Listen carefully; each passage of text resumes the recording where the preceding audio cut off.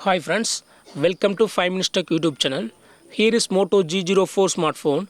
In this video you will learn how to turn off screen lock unlocking sound in your phone Moto G04. While you lock your phone, there will be a sound.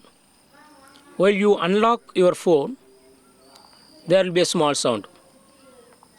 So if you would like to turn off this small sound, yes, you can do it. What you got to do is go to the settings of your phone here, then go to sound and vibration, and here select screen locking sound.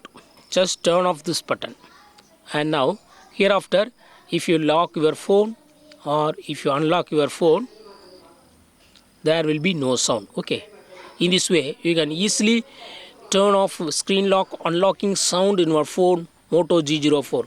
That's all friends, thanks for watching, bye.